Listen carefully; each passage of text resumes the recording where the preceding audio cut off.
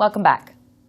In the last lecture, we studied several key elements and features of autobiographical writing that you can use to make your own written self-presentations more successful, whether you're describing your skills and accomplishments in a college admissions essay, crafting an argument to convince your boss you deserve a promotion, or putting together your biographical profile for an online professional or social networking site. We studied the work of one of America's most famous and successful autobiographers, Benjamin Franklin. And we learned how to more effectively organize and focus your presentation of personal information into three basic areas: interests, abilities, and achievements. We also discussed the importance of creating a progressive, unified narrative of these three areas that illustrates how your interests help you develop a skill set and how that skill set, in turn, led to your specific accomplishments and achievements. Following Franklin's examples, we also learned how to highlight our individual accomplishments while also framing them within the context of a group-based effort or team-building situation. And this is what I like to call the I-we strategy. We saw how Franklin made excellent use of this, coming off as both a natural leader and a popular member of a group. Finally, we looked at his strategy for presenting faults and weaknesses in a positive light.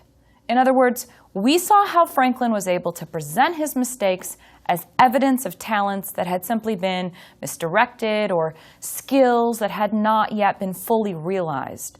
His virtues in the making, essentially, as part of a life that was still a work in progress. The boy who played clever pranks in his youth became a man who used that cleverness to help create a nation. One of the most striking and intriguing elements of the anecdotes we discussed in Franklin's autobiographical writing was his presentation of himself as a kind of leader figure. Even at 10 years old, he already demonstrated leadership capabilities among his peers. When he's venturing out on the water in a boat with his friends, he says they looked to him as their captain, especially if the situation was difficult or dangerous. And back on land, he showed himself to be a miniature version of a project manager as he organized a team of his friends to take stones that were supposed to build a new house for someone, and instead he and his friends used them to construct a wharf so they'd have a better location for their fishing. It sounds as if growing up with Ben Franklin, it would have been a lot of fun to have him as a friend. In this lecture, we're going to expand on this important link between autobiographical writing and leadership. And the reason we're going to be examining this topic in greater depth is because the subject of leadership, its different qualities, its various styles, its capacity for success or for failure, has garnered massive amounts of attention in all kinds of fields, in business, in education, in government, in athletics. The list goes on and on. There's hardly a field or area where the topic of leadership is not the center of attention. The shelves of bookstores and libraries literally groan under the weight of all these leadership guides and management studies. If you browse a professional website in your field, more often than not, you'll find some notice or ad or link that describes a leadership seminar or a workshop that promises to transform you into the ideal CEO, or at the very least, it makes you a better manager or administrator.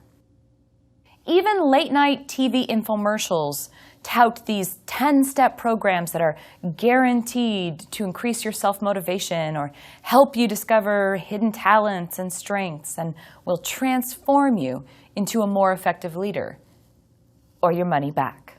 And given the choice, most of us would want to be leaders rather than followers, wouldn't we?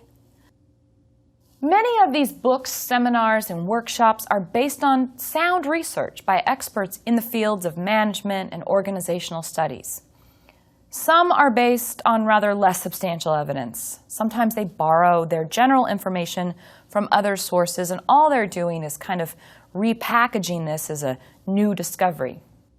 And some of these really offer not much more than pep talks or sort of really generalized power of positive thinking suggestions, and there's no clear way to actually apply this stuff to your own life.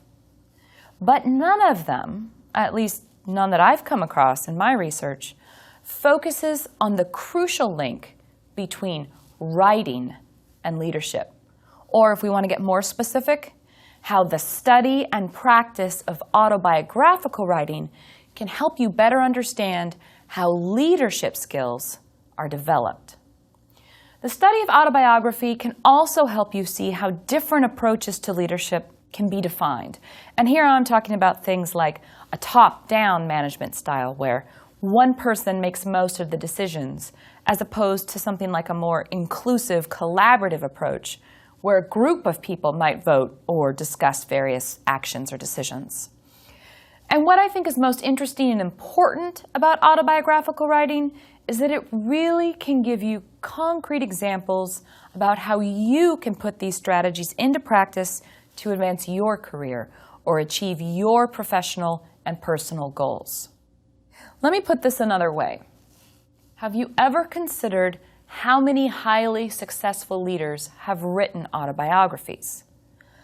I'm sure that if you took just a minute or two, you could jot down a list of 10, 20, or even more famous figures whose writings exemplify this connection between writing about your interests, abilities, and accomplishments and becoming a more effective leader of a group, a company, a movement, or even a nation.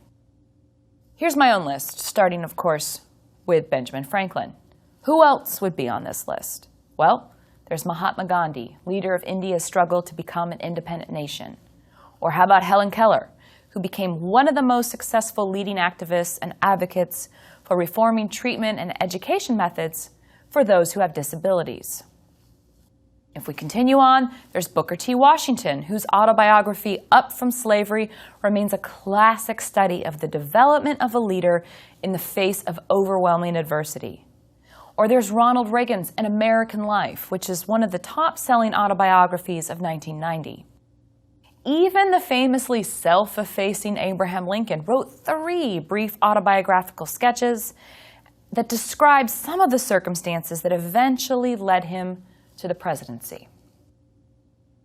And then there are a couple of my favorites. There's the brilliant Hildegard of Bingen, one of my personal all-time favorite autobiographical writers. She's born into a noble family in or around the year 1098. And Hildegard became a founder of monasteries, a religious visionary, a gifted composer and artist, and a leading theologian whose wisdom and insights were sought by everyone from the common folk up to popes and emperors. She's a fascinating woman and a really unique example from her period.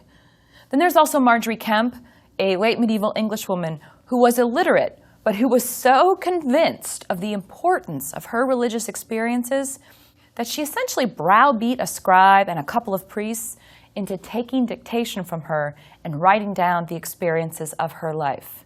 Her book is often called the first autobiography in English, and it was actually lost for a few hundred years.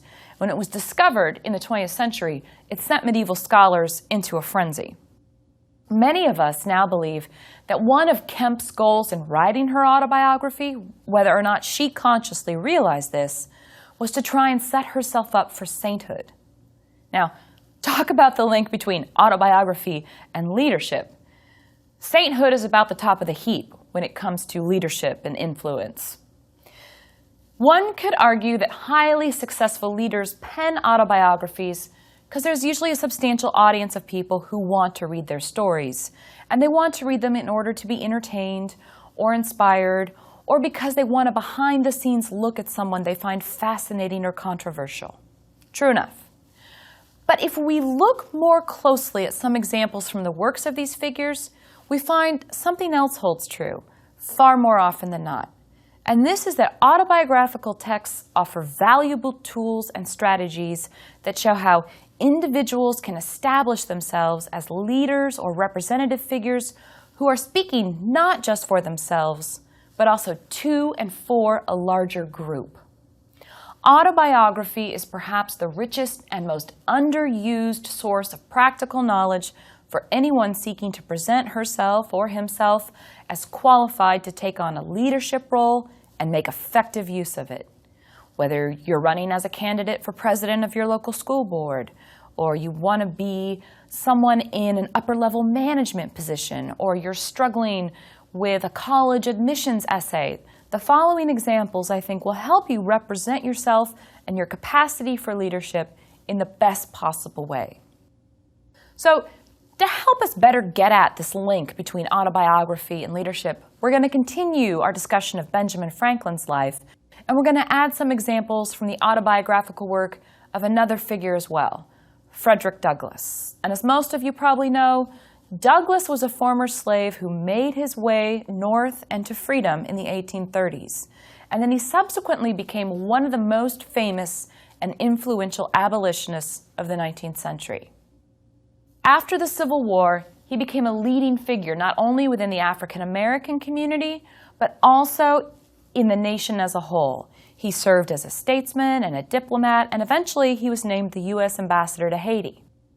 He wrote 3 separate autobiographical accounts of his life, each one extremely successful in both commercial and critical terms. And here's an excerpt from an account of his boyhood in the 1820s. And this occurs not long after he'd been moved from the backcountry of Maryland's eastern shore to Baltimore. And there he was bound out, as it was called, by his master to work in the local shipyards. In this selection, Douglass describes how he learned to read, something slaves were expressly forbidden to do.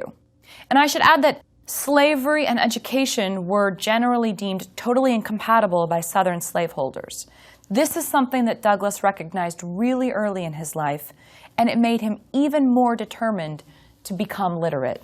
He tells us that, quote, "The plan which I adopted and the one by which I was most successful was that of making friends of all the little white boys whom I met in the street. As many of these as I could, I converted into teachers. With their kindly aid, obtained at different times and in different places, I finally succeeded in learning to read. When I was sent of errands, I always took my book with me, and by going one part of my errand quickly, I found time to get a lesson before my return. I used also to carry bread with me, enough of which was always in the house and to which I was always welcome, for I was much better off in this regard than many of the poor white children in our neighborhood.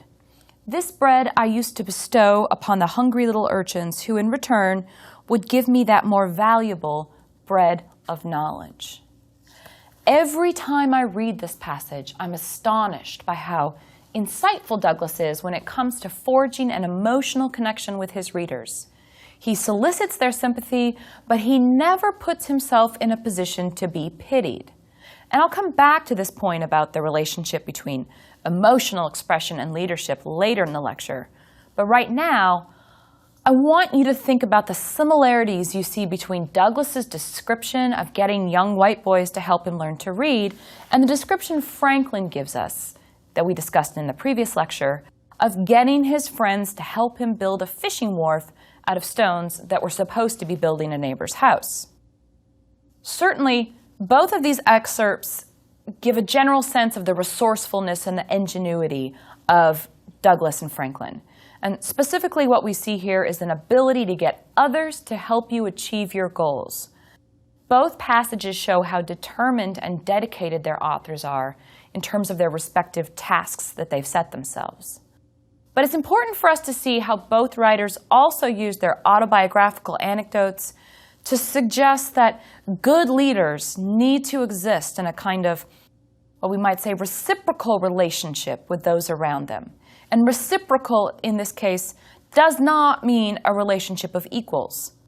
By any measure, both Franklin and Douglass benefit a whole lot more from these interactions than the people with whom they're interacting do.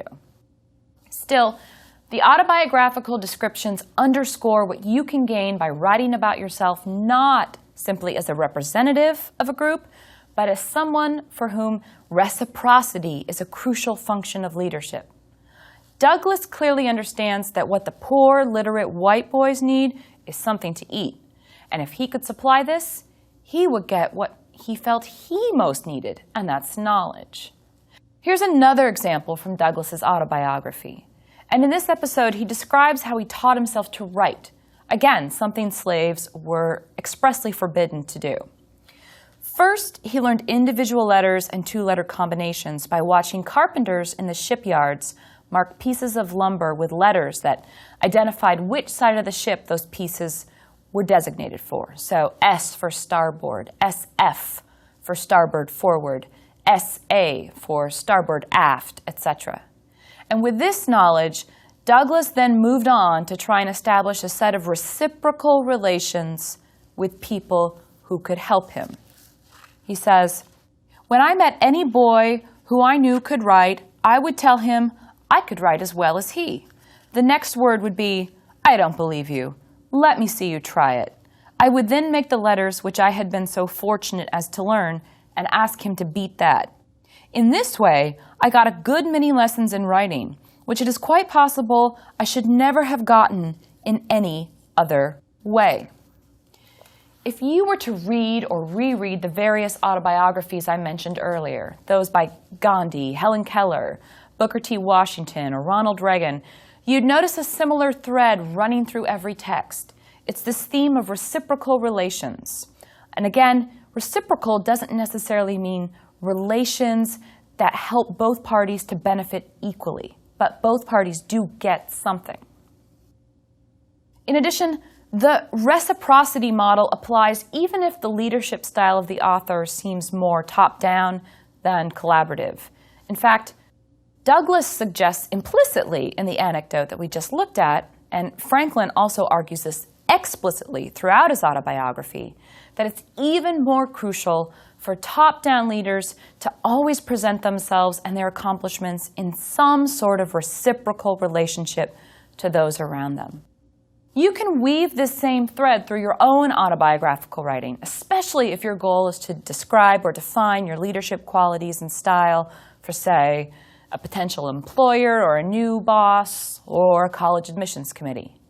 And come to think of it, if I were in the position of advising prospective college students or the parents of prospective college students about writing one of those autobiographical admissions essays, the first thing I'd recommend would be to have their child read Franklin's autobiography or any one of Douglas's 3 narratives before they start writing.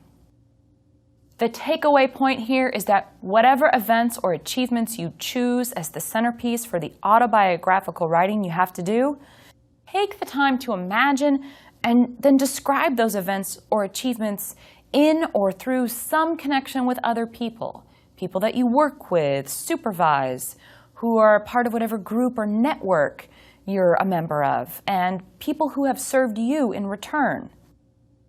Earlier in this lecture, when we were discussing that first excerpt from Douglas's autobiography, I mentioned that every time I read that particular passage, I'm amazed by Douglas's gift for establishing a particular kind of emotional connection with his readers.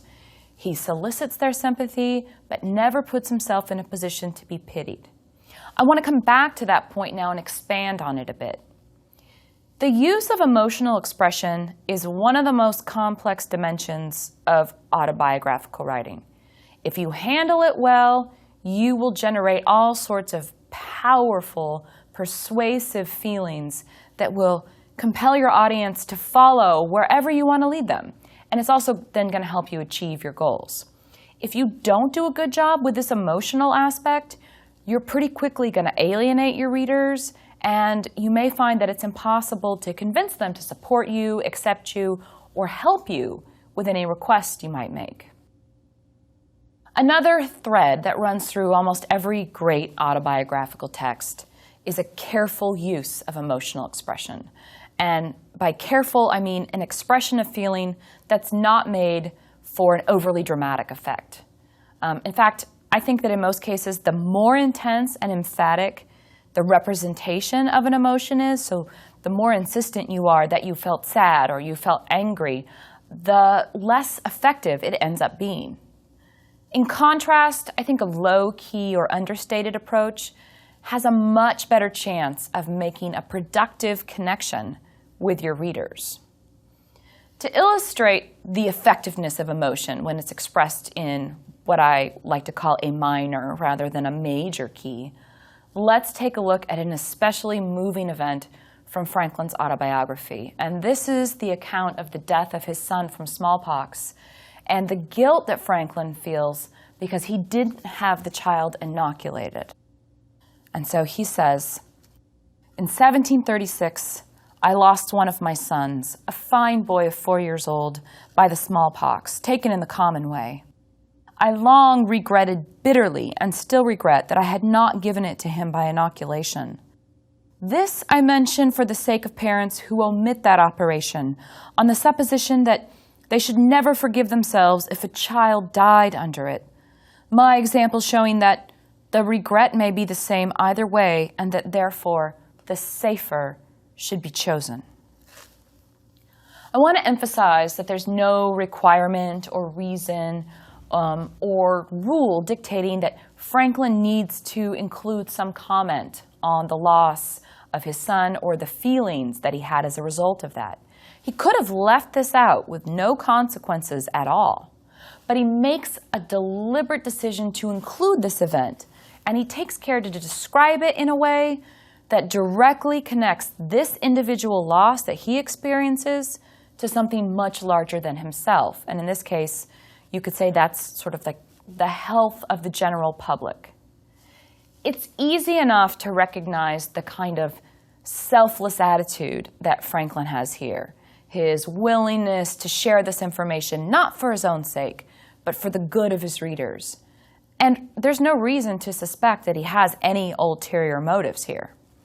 At the same time, we would be remiss as students of Franklin's work if we didn't note that when he decides to include this, when taken within the broader context of the autobiography as a whole, what this scene does is add considerable credibility to his role as a leader, and then it helps him to get really significant sympathetic support for anything else he might want to say or do. It's not a self-serving move in a direct sense, but it ultimately has the effect of enhancing his status as a kind of representative figure who speaks for and to a larger group. I want to reiterate my warning here about incorporating emotional expression into your own autobiographical writing, because for many people, it is just too tempting to try and provide a really intense description of a really intense situation. And obviously, when people do this, the hope is that by dramatizing a set of emotions, they can then trigger a sympathetic response in their readers. And whether that sympathy manifests itself as shared anger and outrage at some injustice, or it's commiseration over some sort of trauma that they've all experienced, or if it's a collective sense of accomplishment or well-being. Please don't mistake my meaning here. I am not trying to tell you to avoid the use of emotional moments or language, but I am recommending that you study Franklin's model carefully and thoroughly before you make use of emotional appeals in autobiographical writing. So think back to the tone of that passage and note the overall tone of it. Again, it's intimate, but the intimacy is low-key. It's understated. And what's even more crucial here is that there's a clear effort to try and define the meaning of this experience, not at just an individual level. It's not just about his personal grief and guilt, but he's trying to talk about it in a broader collective sense that connects the experience to something larger than himself. Franklin's strategy for establishing leadership is what we might call the use of soft power, or the ability to achieve one's goals by establishing intimacy and cultivating personal connections with a larger public body or group. Now, let's take a look at our final excerpt, and this one is from the last paragraph of Frederick Douglass's narrative. At this point in the autobiography, Douglass has reached the North and is just starting to become involved with the abolitionist movement. He's been invited as a guest to a lot of anti-slavery meetings and lectures, and other people have told his story for him to sometimes very skeptical audiences, and they're holding him up as proof that slaves are worthy of freedom, and if you gave them freedom, they would make good use of it. Now, Although Douglas had been encouraged to speak on his own behalf, at this point in the narrative, he has only done so for Black audiences. But in the moment I'm going to read to you, he finally decides to speak to a white audience, and when he does this, he takes the first step in what's going to become a hugely successful career as an activist and reformer. He starts off by saying that he's reluctant to speak, but finally, at an anti-slavery convention in 1841, he feels compelled to tell his story, and another person attending urges him to go ahead and do this. And then Douglas says, quote, "It was a severe cross, and I took it up reluctantly. The truth was, I felt myself a slave, and the idea of speaking to white people weighed me down. I spoke but a few moments, when I felt a degree of freedom, and said what I desired with considerable ease. From that time until now, I have been engaged in pleading the cause of my brethren. With what success and with what devotion, I leave those acquainted with my labors to decide." Douglas's goal in these final lines of the narrative is to make himself accessible to a broader audience, and he does this in part by revealing a personal and highly emotional experience, and in this case, it's public speaking, and it's accompanied by fear and anxiety. What he's also doing is addressing a tension or a paradox that we see a lot when we're dealing with leader figures, and this is, how do you maintain connection to a group that you represent when the very process of becoming that group's leader sort of separates you from it in some way?